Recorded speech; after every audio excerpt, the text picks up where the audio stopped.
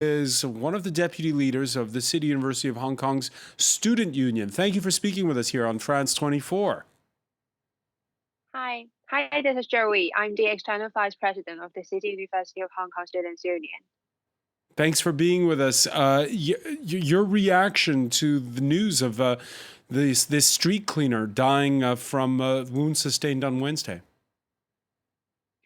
Well, first of all, I feel very sorry about that, but that also shows a very common incident in Hong Kong that, especially for the recent days, there had been more and more clashes between some local residents, especially for those pro-government supporters and the protesters. And for the incident happened yesterday in Shanghai, that was the pro-government supporters throwing bricks at the black shirt protesters, which we find it very concerning because there were injuries on both sides. You heard our correspondent there say that one of the big problems right now, as we have this ratcheting up of the clashes with barricades, with pitched battles on campuses, is that there's no dialogue going on. Are you in favor of dialogue? Well, first of all, I don't think anybody in Hong Kong could be representing all the protesters in Hong Kong to have a dialogue with the government because this is a leaderless movement and we do not have a very obvious leader that can be representing all of us to talk to the government and to reach consensus. And another reason why I don't think a dialogue could be possible at this moment is because the government isn't showing any kind of sincerity towards the protesters. For example, the mass arrest still goes on. The police brutality is getting more and more serious every day. They're even shooting rubber bullets, shooting tear gas into university campuses. We find it very, very concerning, and we do not feel like the government is trying to have a very sincere dialogue with the protesters to solve the problems. So I believe nobody in Hong Kong is trying to have a dialogue with the government. Nobody's trying to have a dialogue. So, how do we stop it from escalating further? How do you prevent more deaths?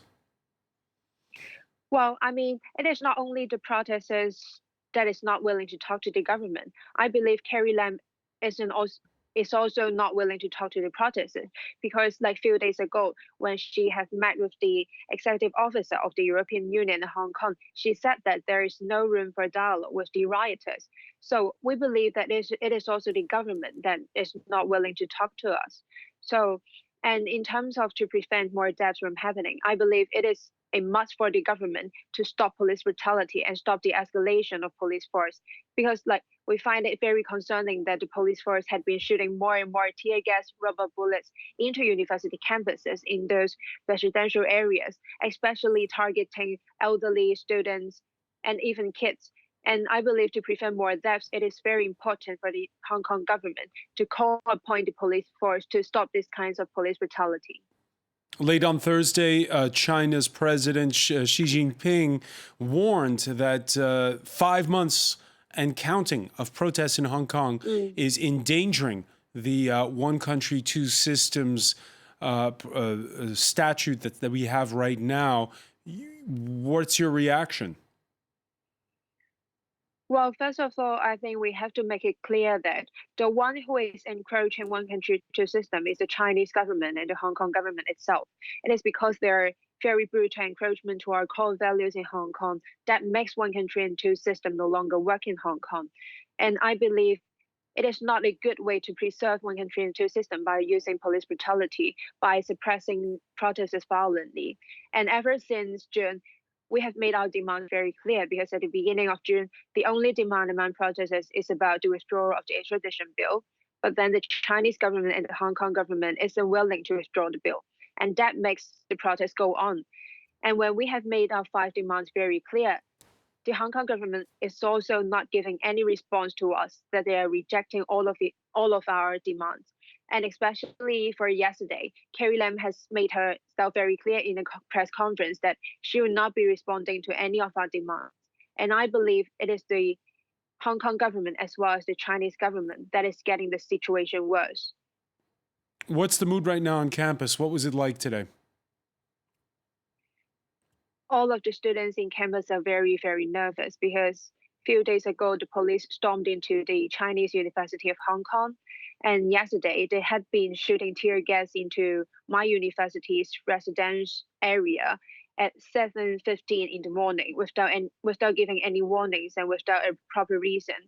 And it is actually an unspoken rule among the Hong Kong society that we never storm into university campuses. I mean, it is not only about the police, but other stakeholders in the society also respect the rule. And it is very worrying that the police are starting to target campuses, that we find that not only city university, not only Chinese universities are being targeted, they're also targeting the University of Hong Kong, Baptist University, and the Polytechnic University. That puts students in danger. And we find it very concerning that it clearly shows the government's intention to arrest more and more students, to arrest more of the younger generations, because I believe they are very clear that the younger generations are very important stakeholders who are this pro-democracy movement. And that really hinders the freedom of academia and also the freedom of speech, because university campuses are supposed to be a place where we enjoy the freedom of speech and expression. Joey Su, one final question. At what point does this leaderless movement have to start to appoint, if not leaders, at least spokespeople? Well, I do not believe we need a spokesperson or a leader throughout the whole movement, because we have been continuing the movement for over 5 months. We do not have any leaders, we do not have any leading groups, but then Hong Kongers are exercising our creativity, using our own ways to sustain the movement by organizing different rallies, protests, and campaigns. And I believe even without a leader, Hong Kongers are able to sustain the movement and to reach our final goal. And especially when our common demand are very clear that we are fighting for the five demand, I believe we do not need a leader to lead the whole movement. Joey Su, many thanks for speaking with us. Very late hour in Hong Kong. Thank you very much. Joey Su of the City University of Hong Kong's Student Union.